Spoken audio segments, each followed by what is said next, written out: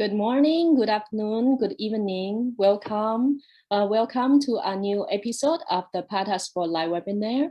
My name is Jude. You can also call me Carolina. I'm the host today.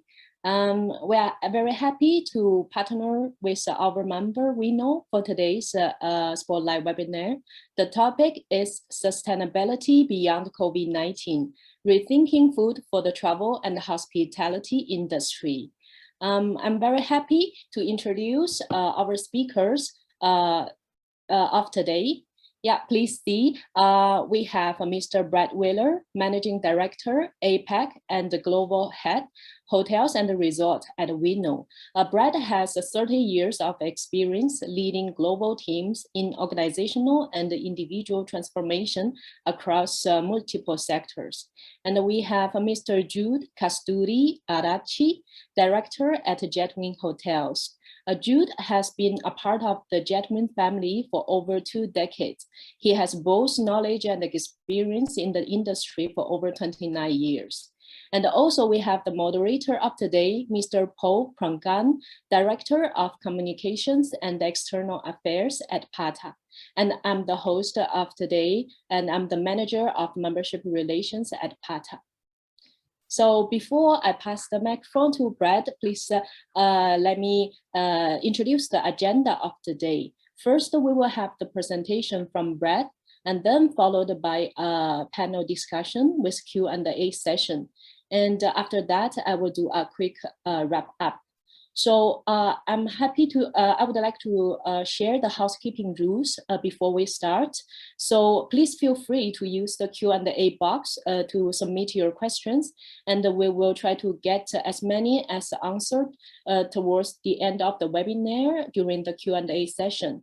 Please also feel free to use the chat box function to say hi to other participants. And one of the questions we always get asked is if the video recording and the presentation will be shared. Yes, we will share it through email after the event, so don't worry. So without further ado, please welcome Brad from Winnow for the presentation. Hi, Brad. Hey, hi, Carolina. Thanks very much. I think everybody can see me now. Greetings, everyone. I'll share my screen and then open up with just a few words about my talk.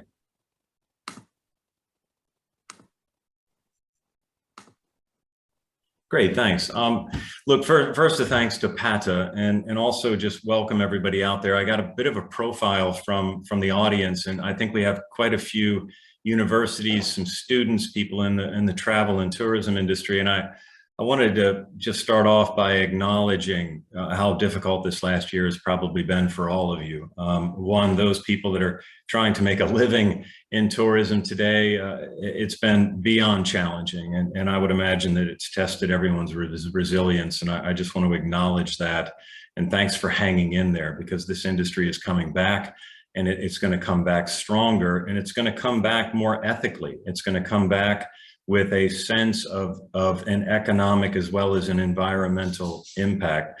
And for you students out there, I think maybe we don't say enough about the difficulties you've had. And can I get to school? Can I get home? Am I online with my classes? And I just know that that's been an extraordinary challenge. Don't give up on this sector. And I think by you being here today, it's an acknowledgement that you haven't and you're still curious. So keep that going, because we need your energy and we need your new thinking going forward. So that's for that. Look, my talk is really geared around technology and food waste. And I don't think you can talk about re-engineering or rethinking food without talking about food waste, because 1/3 of all food that is produced is not eaten. So that's a red line through what I want to talk about, and how Winnow is just one small part of a company trying to tackle this enormous problem. I'd then like to talk a little bit about what we've done with the London School of Economics and academia, for those of you out there, in trying to engage people in the fight against food waste. So without further ado, 1/3 of all food is not eaten. And imagine the enormity of that problem. 8% of annual greenhouse gas emissions are caused by food waste. It's 3 times a carbon footprint of single-use plastic. And for those of you out there that are managing mice and trying to figure out which resort you want to bring your conference to, I know you're asking questions about what are you doing with plastic. I would ask that you start asking the same question around food waste. CEOs around the hospitality industry are solving this problem, and they're really going after it hard. That same passion is being leaned in against food waste, and it's an extremely exciting time to have a technology that solves that problem, because it's a bigger problem, frankly. It's also a moral issue. 25% of the world's fresh water is used to supply food that's never eaten, and over a third of the world is water starved. So if we're not dealing with food waste, we're not solving the habitat problem, we're not solving the problem with fresh water. And another sort of moral issue that Winnow really leans into quite heavily is there's 1 billion hungry people out there.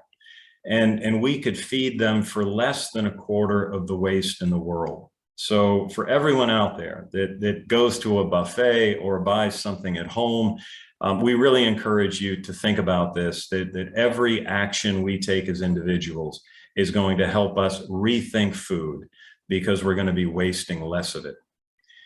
We're in a really unique position in Winnow. I think we're really grateful for the place we hold. We're a global company. We're in 40 countries. We support 26 languages, and we're really dealing with some of the key players in the industry that serve food in hospitality.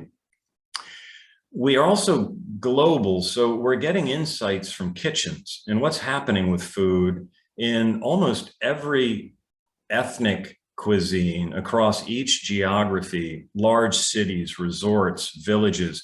And so those insights I'd like to share with you today. And what are we learning about how people are looking at food differently, and is waste a different problem than it was pre-pandemic? We've got a view from certainly before pandemic. We were in 1,500 kitchens. And so we really have an understanding of food waste and how it occurs and what we can do to prevent it. We move into lockdown, some really interesting insights there. As people partially reopened, went to full reopening, we started to deal with these huge demand fluctuations where chefs in kitchens really had a hard time with predicting what to serve and how many guests they were going to serve. And that led to an awful lot of food waste. And we know that because we look at waste as a percentage of sales of an outlet. So if you're in a hotel and your outlet is making $1 million a year, selling $1 million worth of food, we know what the food waste cost is as a percent of those sales. Pre-pandemic, in the normal, 2% of waste was food waste as a percent of sales.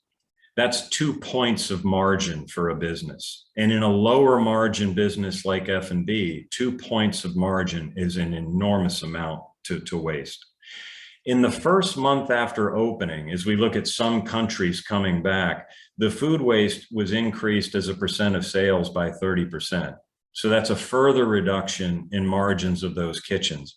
So while there might be less food waste by volume, the cost of that food waste as a percentage of sales has increased. And so you would think that our clients in the world would be talking less about food waste because there's a little bit less of it because volumes are lower. The conversations we're having are actually heating up to an incredible degree because companies simply want to protect their margins as well as they do the planet. Another insight is that we do a baseline. So you never know, like if you're going to start a journey in your house, right? You got to know where you start and where you want to go when you call your Uber or your Grab. Food waste is no different. A baseline is where I start my journey. It is my waste today before I'm using Winnow technology to try to reduce it. And so we have a baseline, and we know that all of our baselines in thousands of kitchens, that waste as a percent of sales was 2%. So we confirm that number. And all of the new Winnow systems that we're installing, whether it's in Japan or Atlanta, Hawaii, or Dubai, the baselines are up almost double relative to the percent of food waste cost in a kitchen. So again, it's an extremely motivating thing for the planet. Waste is up, margins are down, and that's sort of where we play to help chefs and businesses solve that problem. There's also a really interesting thing, right? Is there's waste comes from several areas. I take too much, or I don't eat what I was given. I produce too much before it's served, or prep, or spoilage. The milk went bad, or I'm not getting good yield out of trimming my vegetables to make my salad, and I'm throwing away good food. That really shifted. It's shifting post-pandemic. Spoilage is way up. You can imagine, right? This unpredictability of planning is leading to an awful lot of spoilage, and overproduction is up because of that lack of planning. So it's just reinforcing that one would think that while the skies have cleared, right, we're seeing less pollution, we're seeing an increase in food waste in many of our markets. Our technology kind of looks like this. It's pretty cool tech. It's camera vision inside of a computer. And when something's thrown away, in this case peas, it's going to predict what the food is. And it will predict that it's a pea. Then we'll throw something else in the bin, and our camera vision technology layers it, isolates it, the scale weighs it, and our app understands what everything costs. So we get weight, carbon footprint, kind of food, and cost. And we do that across thousands upon thousands of different types of food. And so this is the way the sort of technology works. We've got the largest, I don't know if it's something to be proud of, but it is interesting to me. We have the largest annotated food library in the world. We have labeled more types of food waste than anybody else in the world. And we're able to accurately predict now over 500 different kinds of food. So when we get into the panel discussion and we start thinking about rethinking food, I might come back to that concept in a moment. So we're looking at yield, we're trying to reduce overproduction in everything we do. And it's really around sort of these 6 things at the bottom, that if we can coach chefs, give them insights that are daily reports, weekly reports. For you university students out there, throw away your TikTok. You don't need it anymore. We've got sort of Instagram for food waste. So chefs can go into our system or online or their mobile phone, and they can scroll through their top wasted items, their protein, their starches, their vegetables. So we've really put insight into the fingertips of everybody. So again, just forget TikTok, log into the Winnow Hub and start playing around with food waste images. I wanted to just pause for a second because that describes the size of the problem, right? It's enormous. It's $1 trillion problem. The tech brings insights to chefs and business leaders so that they can make as intelligent of a decision as possible. But where do the guests come in? Where do you and I play in this when we're in the university canteen or a hotel kitchen? What are we doing? And how do we measure our impact relative to plate waste? I put some ugly pictures here because it's an ugly fact that when we're throwing our food away, it's going mostly into landfill. If we're lucky, it's going into composting or animal feed. And it's 8% of greenhouse gas emissions. So we spent a lot of time thinking about this during the pandemic, is how can we measure plate waste? How can I walk up to a bin, throw my plate waste away, and get images and insights on, is it protein? Is it starch? Is it vegetable? Is it carrot peelings? And that has led us to some really interesting work with the London School of Economics. We've spent the last year, and we're awarded a grant in the UK to work with LSE, London School of Economics, on impacting guest and consumer behavior in kitchens. And so we were collecting this data with our new plate waste system, getting the insights on what was being thrown away, but somebody else has to make a different choice. And so something as simple as, when you go to a buffet line, don't let people take the meat first. Let them take starch, let them take vegetables, but meat is such a huge carbon impact. it's such a big P&L impact because it's so expensive, is, never go to the grocery store hungry, right? You're going to spend more than you need. Same thing with the way you lay out a buffet, or the way that you put posters on the wall or send people imaging, so that design and messaging, we've learned, can have an enormous impact on the amount of plate waste that's produced within guest experience environments like kitchens and hotels. So we're learning, right? This is a new area for Winnow. We feel like we've got overproduction commercial kitchens kind of solved a bit. We feel really good about the progress we're making in these 1,000 kitchens, saving our customers an awful lot of meals. But we think that closing that loop and getting insights on plate waste, and then getting guests motivated to make different choices, is the way that we can make an enormous impact as a company, and to help the industry rethink food. So with that, I'll close and just say thank you, and Carolina, pass that back to you. Thank you, Brad. Thank you. That's very interesting and a very insightful presentation. Thank you. Now I would like to invite my colleague Paul and Jude, Mr. Jude Arachchi, to the stage to continue the panel session with the Q&A. Over to you, Paul. Thank you very much, Carolina. Let's just wait for Jade to join us. I think Jude is there. Jude, are you with us? Jude. Yeah, I'm with you. Hey, Jude. Okay. Hi, Jude. Hi there. Oh, so welcome everyone. Just want to remind all of our attendees, if you have any questions for our panelists, please use the Q&A function. Please don't put it in the chat function. It's a bit hard for me to actually monitor both the chat and the Q&A. So if you have any questions, please feel free to drop down into the Q&A.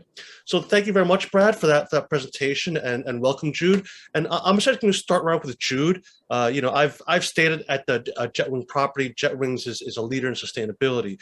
But then, with what's going on currently in the pandemic, how do you see the expectations of the customer changing as they start to return? And do you feel an increasing demand from their side to increase your operations commitment to sustainability, to environmental practices and sustainability? Thanks for the question. Well, to answer you right, still we have not got back to normalcy. It's still lockdown, and some of our properties are on quarantine. But saying so, as said previously, we have just had time to think back of what we are doing, that the way we waste, and then what approaches that has to be done.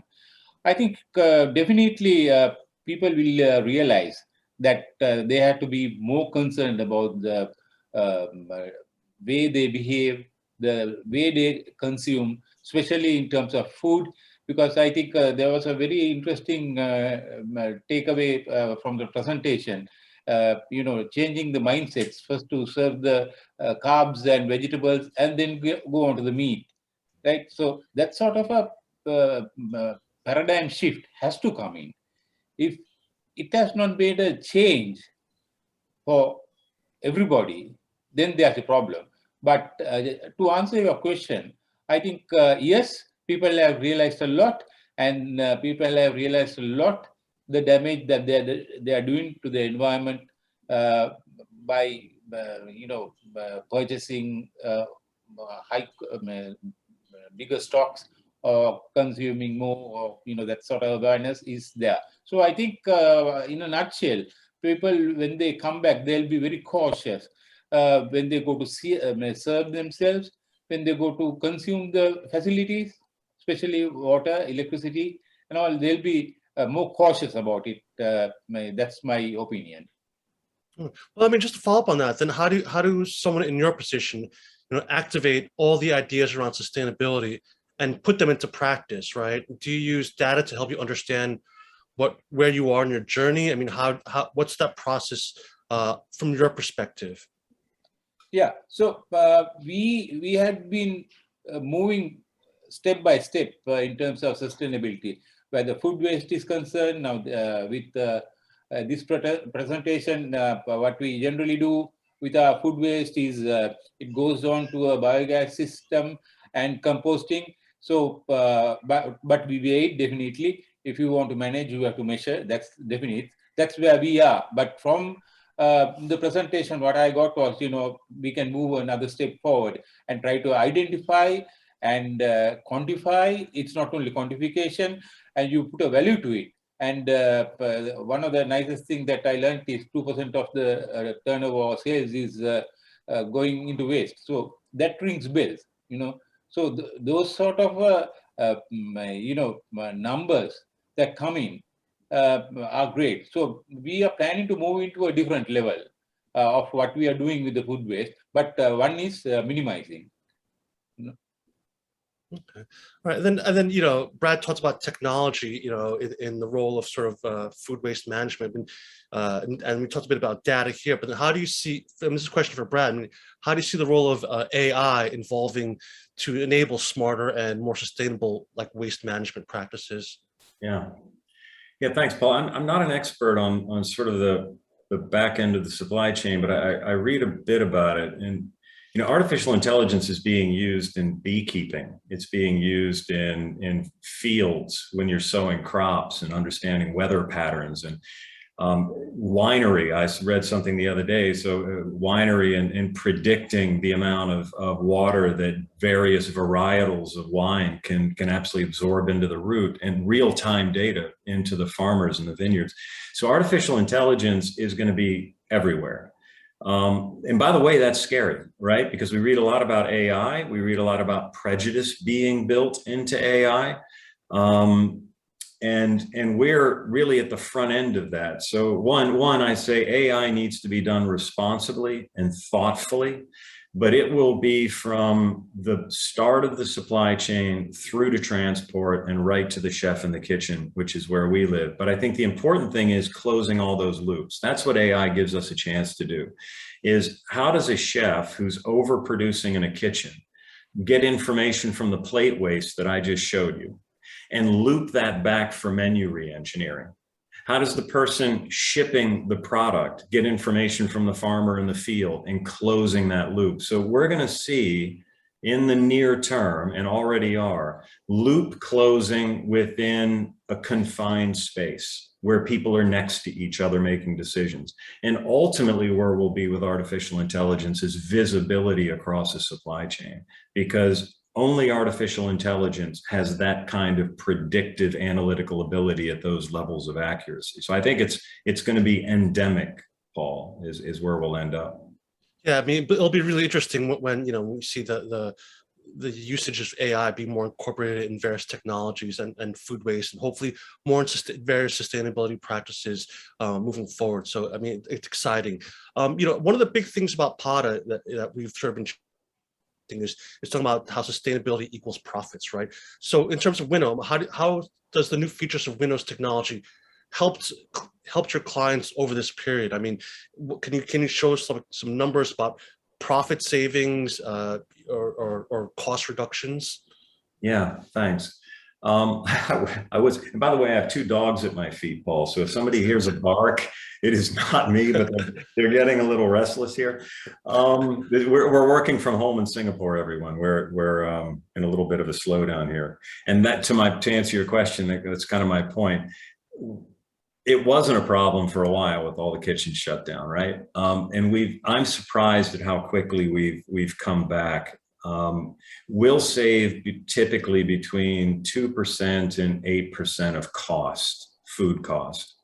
And as Jude will tell you, that's pretty significant. And that's our ambition, is a 2 to 8% reduction in cost. And we're seeing that pretty much across all the kitchens we're in. Well, I just want to go to Jude. I mean, Jude, you talked about how to use the food waste to create biogas, right? So then what is that saving you on that end when you're using that food waste, reducing food waste, but then turning that into actually energy? How is that improving your bottom line? Well, I think to answer your question, one is by weighing it, we know there is X amount of kilograms, and then we do a costing waste per guest meal, right? And I think the question that you are asking is with biogas, how much saving that we do. Actually, it's about, I think about 10 to 14% of the consumption. And then we have managed to reduce our carbon footprint of the whole group by 1%.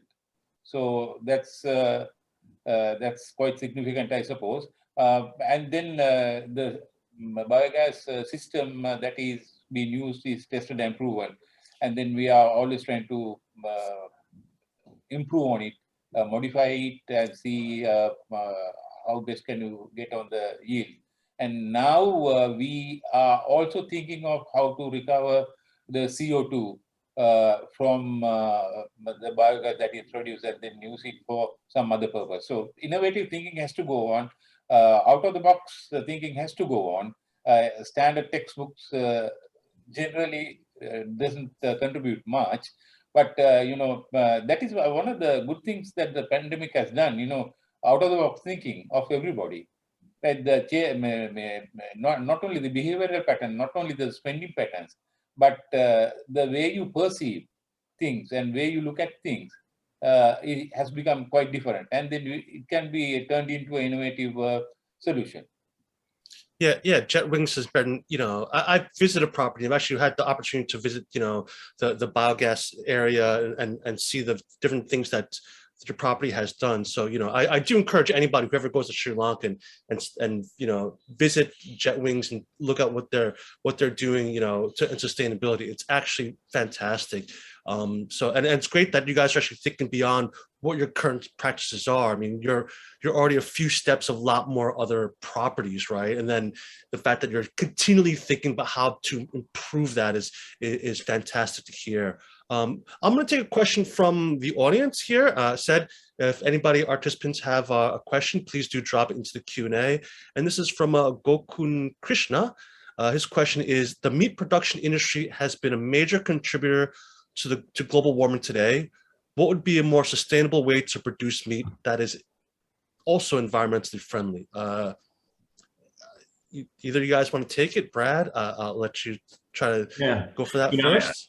That's a third rail question, right? Because it depends on who you're asking that question to.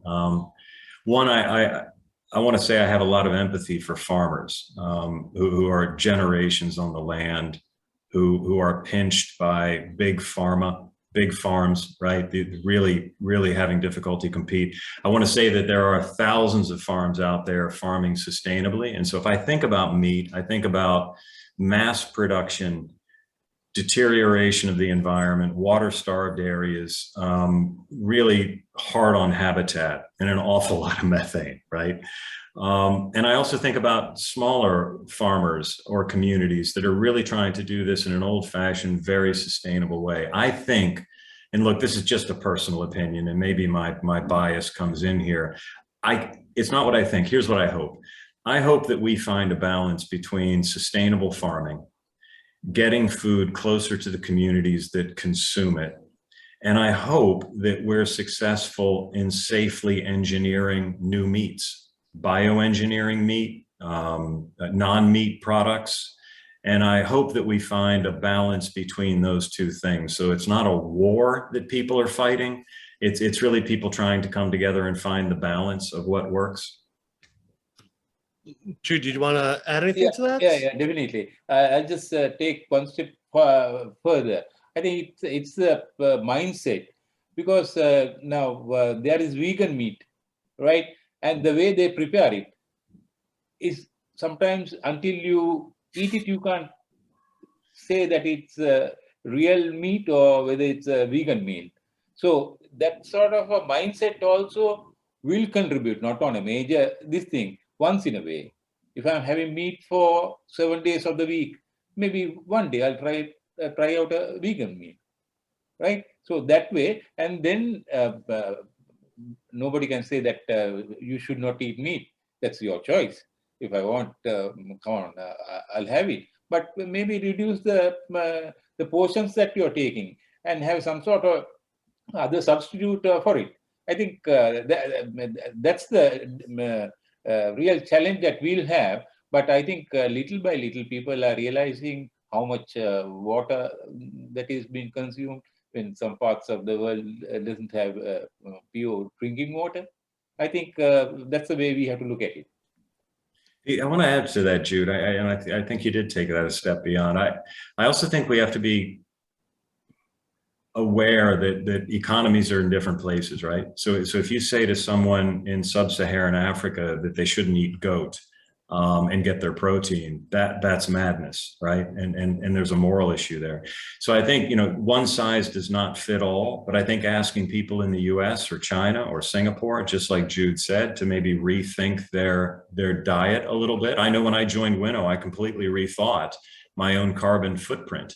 And like Jude, I'm making some different choices that I would. But if I go to a really good steak restaurant, I'm not going to have a salad. But I may do that once or twice a year versus once or twice a month. So yeah, I think it is balance. And Jude, I think you're right. I don't know how you take personal choice out of that, right? Yeah, I'll just add one thing more. Especially during this pandemic, we are confined to our homes, right? And then if you have a practice, then you realize, because I had a problem moment I had a small biogas plant in my house, put in the waste in. Before I go to work, I had to dump in the waste. But little by little, that discipline came in. And some family member used to go and take it and put it into this thing, because they saw what was happening at home and they were contributing. I think like charity begins at home, the sustainability practices also have to start from the home, and then you migrate out. You guys touched on something here. I mean, talking about like rethinking behavior, and there's one sort of big elephant in the room. We talk about hotels and food waste, and it's the idea of the buffet, right?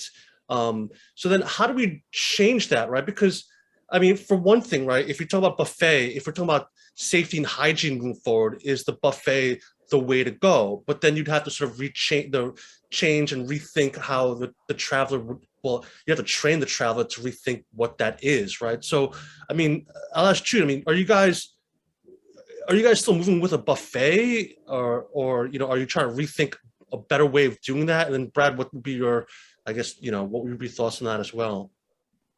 Jude? Yeah, I think that is one of the biggest problems, the food waste in the buffets. And there is a hygienic condition on the HACCP standard. Once cooked, it can't be kept more than for 4 hours. After that, you have to take it out. Then what do you do with it? If you're going to give it for charity, then there's another, you have to be careful doing that. So I think what we have done is we have done a lot of, we have increased the action stations then and there, especially on the meat items and other things. I think from what I got from the presentation is first carbs and then vegetables and then on to meats, right, will make a huge difference.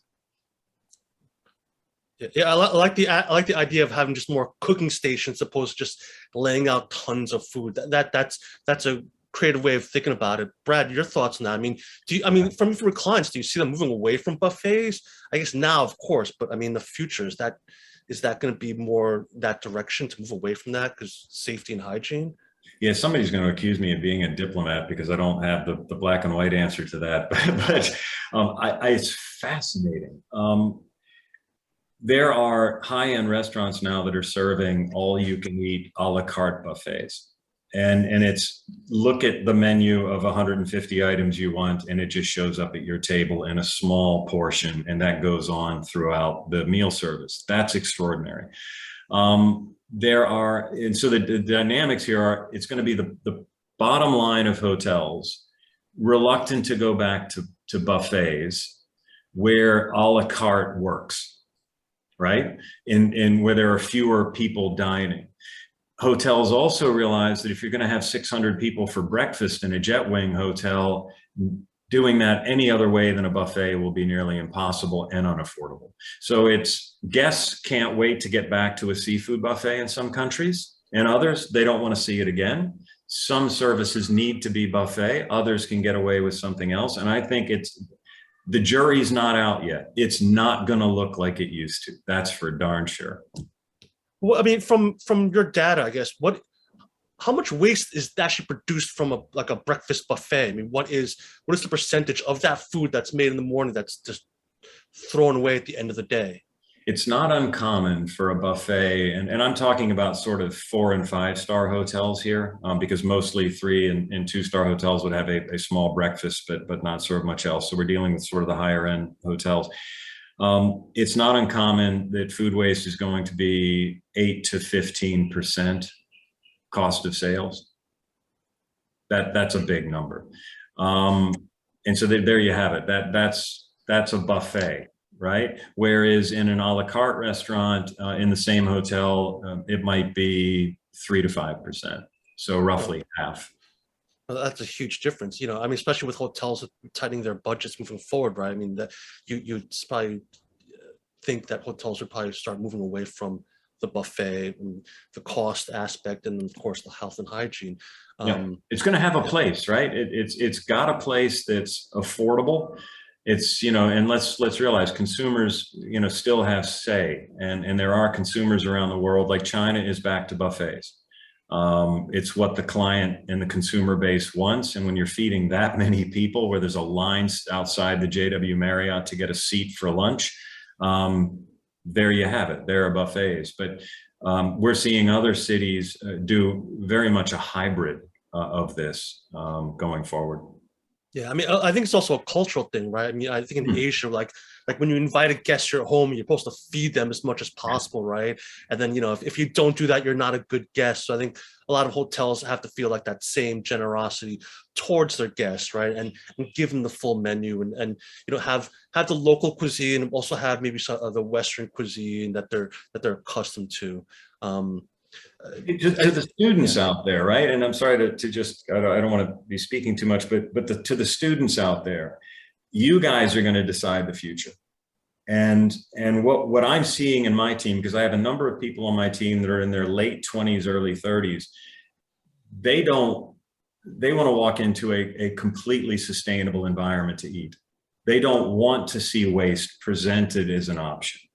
And so I think that while we're going to see a hybrid going forward, I wouldn't be too surprised that in first world countries, that in established economies, that we're going to see this new generation come up and not even want to see waste presented in as an option to dine. And I'd love to hear some questions from some of the people on the phone or around that, if you guys are disagreeing or agreeing with what I'm saying there. Yeah, I think I was having a question with somebody earlier today, how, it'll be tough to see what happens after the pandemic, but, there is light in the, there is some hope down the line, because there are the next generation that are more socially conscious, more sustainability conscious. So, even if post-pandemic we don't move that, we know that hopefully in years to come, the next generation will take up that mantle and really make those changes that we hope will happen, sooner rather than later. So again, we don't have that much time left, but I just want to remind everybody, if you have any questions, feel free to drop them in the Q&A. I have a question to Jude, if I could. Sure. Yeah, go right ahead. Every time I say, "Hey Jude," I think about Paul McCartney, right? Hi Jude. One of my favorite songs and my favorite group. I talked about plastic and food waste being a bigger problem than plastic. And then we get into the pandemic and everybody needs plastic forks and to go and all of that. How have you guys wrestled with that? And how are you approaching food to go and the packaging around that? Yeah, that always has been a problem, because it has to be all disposal stuff. Even in the quarantine centers in our hotels, we had to totally change our pattern. But unfortunately, it ends up either in an incinerator or in a dump yard. Sad to say. But one thing that we had done is we have eliminated the plastic water bottles in our hotels. How do you do that? So we are using we are using glass bottles, and we have our own bottled water plants in our properties clustered. For example, in Negombo, we have one bottling water plant that caters all the Negombo hotels. Likewise, we have about 6 or 7 bottled water plants. So we don't bring in any plastic bottles in. Oh. And neither, it's for sale or whatever it is. And then another thing that we are doing is on the primary packing and the secondary packing that we get from the suppliers. So we are trying to eliminate the primary and secondary packing and use glass bottles for, for whatever the, chili or pepper, except salt, because moisture condition plays a major part of it. And the supplier can take it back, and then they can clean it and refill it and bring it back. So that way, little by little, we are trying to eliminate. But there's a serious problem of thin film plastic, these things that. So there has been no alternative for it. We tried the PLA. PLA doesn't work on minus temperatures. It just is fragile. Those challenges are there. There are no answers for it. But of course, little by little, you try to eliminate them. And if you're thinking on those lines, something will happen. But the biggest challenge is the supply chain. Yeah. No, the industry, there's a big push, before the industry, like plastic reductions, but then of course COVID happened, and you've seen just an increase in the use of plastics, right? I would say to any youth entrepreneur out there, look, there is a huge opportunity to find that alternative right now, right? Because you see everything being wrapped in plastic, just like to make sure that you're getting a safe, clean, hygienic utensil or plate or napkin. So that's a challenge for anybody out there. If there's a huge opportunity, if you can find something to replace plastics and make it affordable for hotels and any restaurants or any other business out there. Again, we don't have much time left, so please feel free to send any questions in the Q&A. I have a couple more questions here. If we don't, I just want to say that on Pata's end, one of the big things that we've that we're sort of looking to work more towards on is the idea of resiliency, right? This pandemic has only highlighted a lot of the faults of the industry and how most of the times they're more reactive as opposed to being proactive and when it comes to a disaster or crisis. So my question is to Brad then, what are the most important ways hotels and resorts can build resilience into their business moving forward? Yeah, wow. I would invite everyone to Google Arne Sorensen's message to his Marriott employees, the late Arne Sorensen, who was probably one of the greatest CEOs and leaders and was the anti-CEO.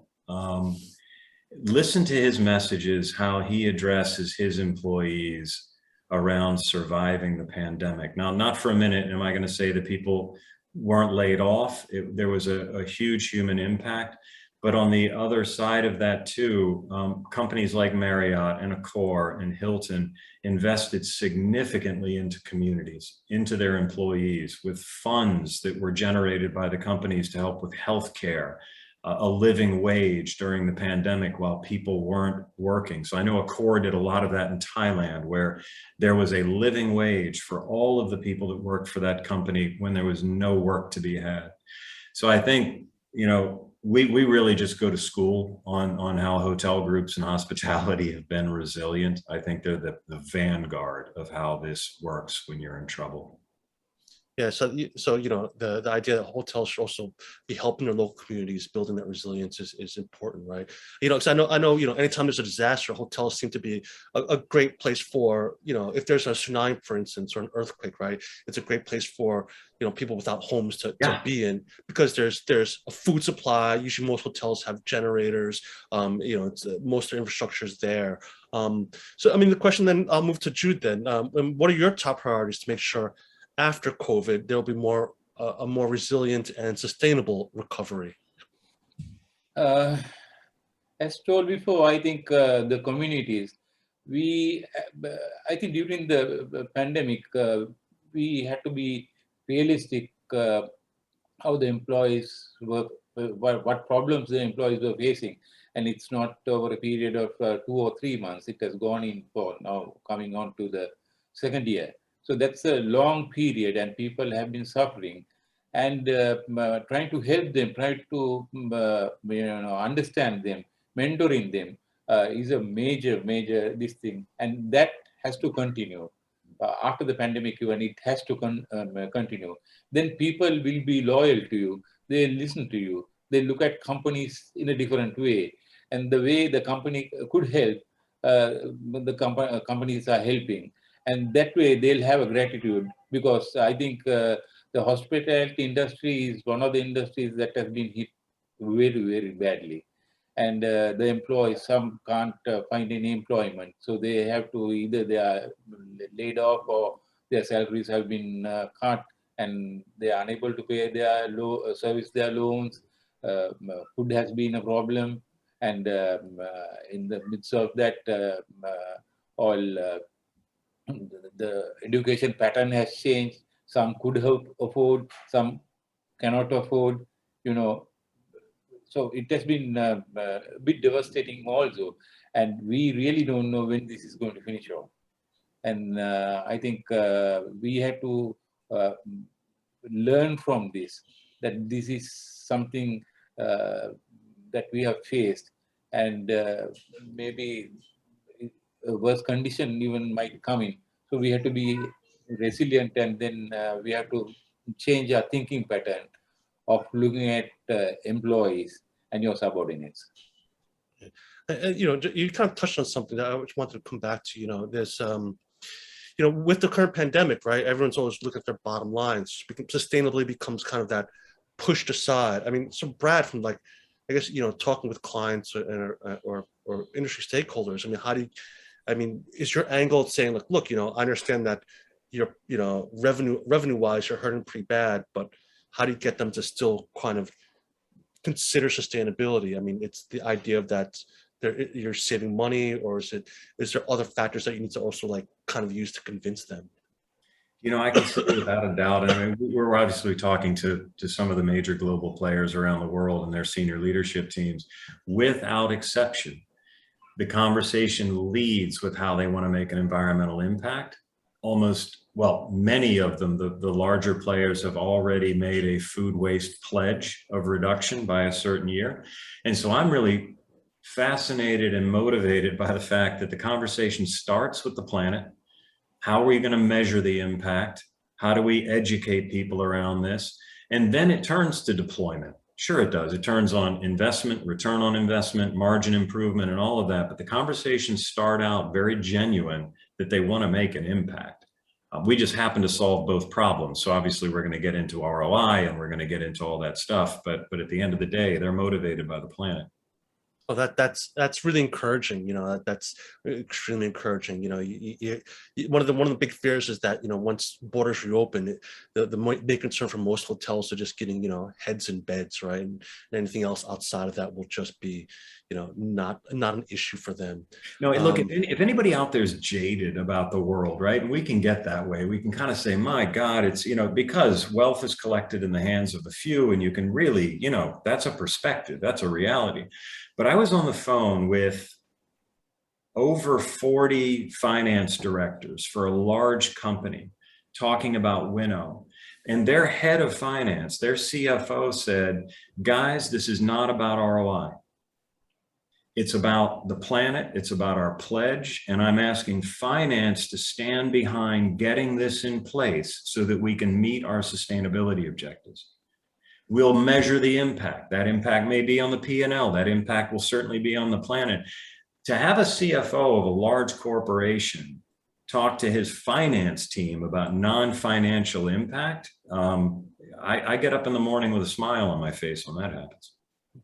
Well, I mean, Jude, from your organization standpoint, then who's leading that charge, right? And is the finance, do you have to sort of convince the finance team, or is your leadership leading the charge and saying, no, don't listen to the finance team, we're moving ahead of that? How does that work from your organization? Right, yeah. Because I think for a finance person, it's always rupees and cents. Right. Right. So intangible stuff, they don't care about it. Right? So the drive comes from top to bottom. So I'll just give you an example. When we wanted to move out from diesel boilers into biomass boilers, first thing, the question of what's the saving you get, right? What's the saving? And then, the management said, no, first let him do one and see. Then we'll look at the finances. If it becomes a flop, even no problem. And the moment we ran the first one, the saving was about 45% of the diesel cost, right? So there's no argument about it. Mm-hmm. Nobody can talk about it. Then the whole group, we are on biomass for steam and thermal generation, right? Just imagine the saving that you have done out of that. So there the numbers talk. So you don't have to convince anybody there. But there are instances where the finance comes and says, here, this is not viable, that is not viable. But, the management takes a call on it and says, no, it is because of sustainability. And then it contributes on to the sustainability platform that we are doing. And then we have to keep on thinking because we are facing the consequences of what we have done for decades and decades. Yeah, but I can imagine it must be tough if you're an organization where, your finance team or your leadership sort of doesn't have that, you don't get that support from those aspects. Then it becomes much harder for somebody, in middle management or lower management to sort of get that idea. I mean, what would, I'll give this to both of you. What advice would you give, to those people who want to make that difference, but don't have that strong feelings from upper management, senior management, leadership, and finance? Yeah, I'll tell you a small example. Now, I have colleagues in some of the hotel organizations who are in parallel with me. And sometimes they say, what you are doing in your group, I can't do because I'll get shot at the moment I propose that. So, so that's the way people perceive, different companies perceive differently. But some have a CSR budget, some don't have a CSR budget, but people who doesn't have a CSR budget does more quantifiable work than a company that has a CSR budget. You want to add anything to that, Brad? Yeah. When I left the office one day to go to lunch, and obviously I can make a decision, right? I can, but let's understand how I can be influenced as a decision maker. I was leaving to go to lunch and somebody walked over to the cabinet and handed me a glass bowl with a lid on it and said, don't forget your jar. In other words, Brad, don't bring the packaging back to the office. That person had a huge impact on me, and she had just started with the company. So I think, how do you make an impact is behave in a way yourself that influences people who are decision makers, because those people that are switched on and aware, which you hope your leadership teams are going to be motivated by what you guys in the audience do and the choices you make. And you don't need a $100,000 CSR budget to influence a managing director. So yeah, make small differences and small choices. Sounds great, right? And that's some great advice. So we're running out of a little time here, so I will leave you guys with some final words. We'll start with Jude. Any final words or takeaways that the audience should have after this webinar? Jude? Yeah, I think one is that we had to change our mindsets totally, and we have to change our behavioral patterns and the way we look at the environment. What impact do we cause, and what can we do about it? And that's the biggest challenge. I think, especially during this period, we also realized that how important food is, and we should not waste. We should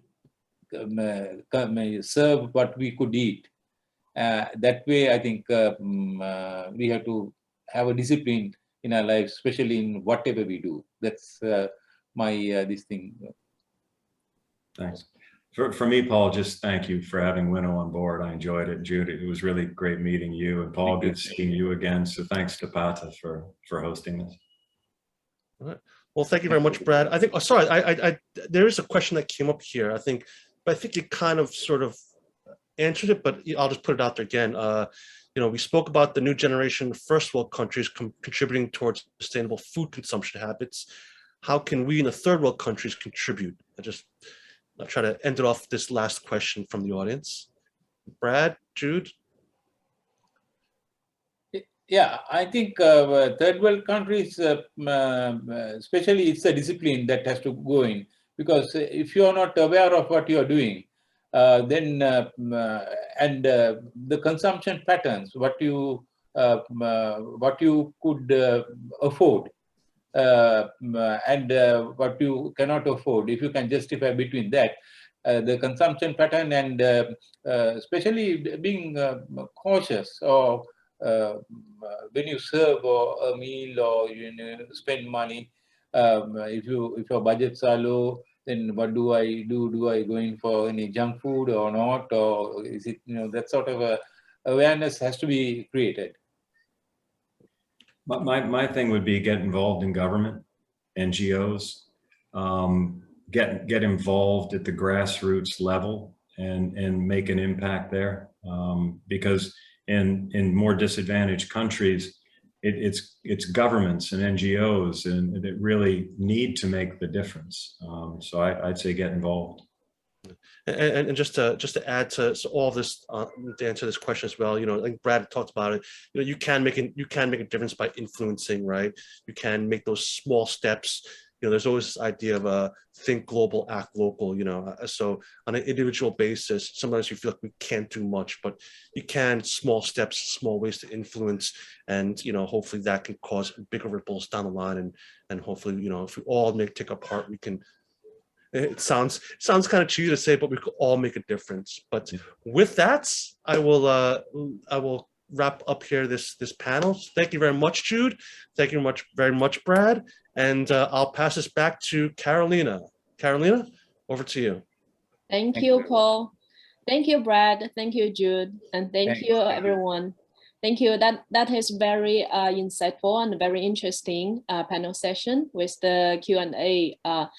We've gained a lot of insight, and thank you so much. And I hope everyone enjoyed this session and this webinar. So before we finish, I'd like to do a quick wrap up. We have upcoming online activities and webinars lined up. So first is the webinar is our Destination Insight series. And for the next episode, we are focusing on Cambodia. The webinar is scheduled on August 5 at 3 p.m. And the next one is 2021 Travel Trends and Outlook, scheduled on August 11, and we are partnering with MasterCard. Another one is the new PATA Innovation Series. It's a new workshop and the digital marketing. The topic is top PR and marketing tips for small hotels. And it is on August 19 at 3 p.m. You can actually find all these webinar details on the PATA website. And my colleagues is also sharing the registration links in the chat box. And followed by this, we have our upcoming signature event. The first is the virtual PATA Travel Mart 2021. It will take place on September 2 to 5. So this is our signature event combined with both conference forum and B2B travel session. As a PATA International member, you are eligible for a free virtual booth. So claim your privilege today and act fast. And another event we just confirmed is the mini series 2021 from the virtual PATA Travel Mart. This one is on October 20 to 22. The topic is wellness and luxury tourism, and the destination will be Thailand. As well, PATA International members are eligible for a free booth. So act fast and secure your privilege. So if you still have questions for today's speakers, for Brad and Jude, please feel free to drop us an email at membership@pata.org, and we are happy to forward your questions to Brad and Jude. And if you have any question about your membership or membership benefits, please do also feel free to contact us. We are more than happy to help. So once again, thank you, everyone. Thank you, Brad. Thank you, Jude. Thank you, Paul. Thank you. And thank you, the audience, for joining today's webinar. And we are looking forward to seeing you again in our next webinar soon. Thank you. Thank you. Take care. Thank you. Bye-bye. Bye.